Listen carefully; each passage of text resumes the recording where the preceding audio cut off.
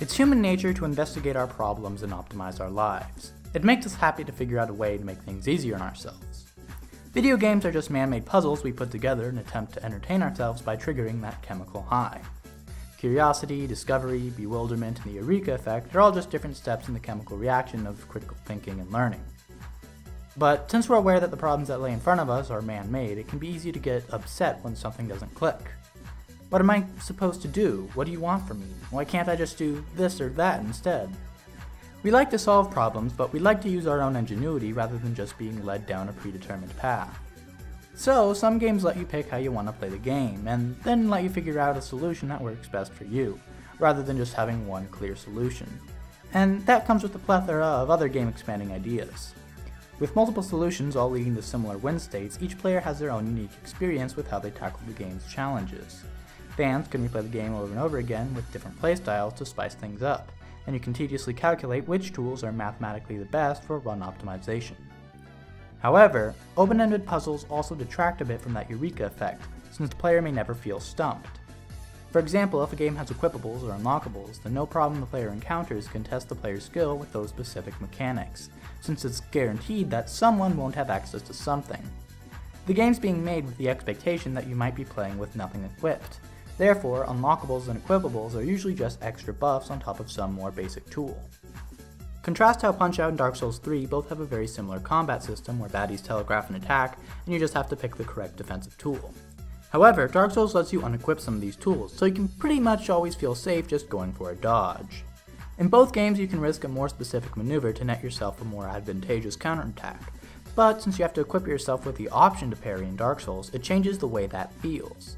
In Punch-Out, you're responding with the best defense with perfect timing, but in Dark Souls, you decided to use that tool before walking into the ring. You make the challenge easier on yourself by bringing that in with you. Now, you might think of that as just electing to use the best solution, but since the game was built with the expectation that you might not have that option available, it can feel like you're cheating the puzzle, just because the two different playthroughs are so different.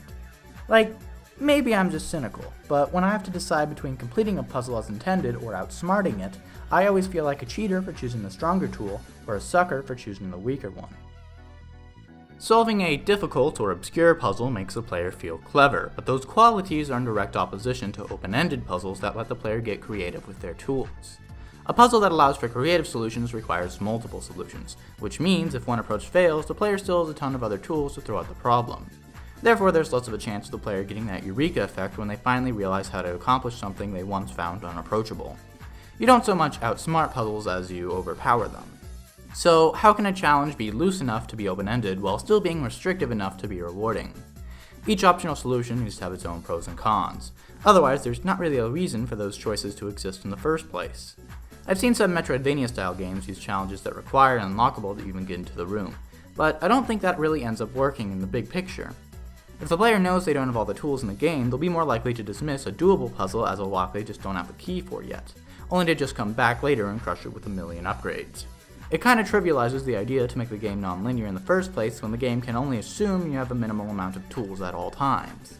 One of the best moments in Hollow Knight is the endgame platforming, since it's one of the only times the game can force you to use all your tools in unison. A much better approach is to acknowledge different layers of success through ranking systems, or even optional objectives. Not only do these systems encourage the player to get good, and therefore also add a bunch of replayability to the game, but they even let them know how their successes are being measured, thus influencing how they play. Punch-Out teaches the player the ins and outs of all the bosses by challenging them to find the secrets, and encourages them to play aggressively by recording their best time. XCOM 2 teaches the player to pick their battles by letting them cut their losses and retreat, which can come in handy when you're outgunned and just need to force a tie. Metal Gear's always encouraged non-lethal play through its scoring system, but Ground Zeroes actually does a really good job in particular of encouraging different types of playstyles. Your best times are saved for both the fastest time completed with no kills and the fastest time completed with no weapons used, which in effect are two very different playstyles which lead to two very different, fun, wacky results. By challenging the player to find the best solution out of many, the game manages to restrict the player by making them compete against themselves, while still being incredibly open-ended.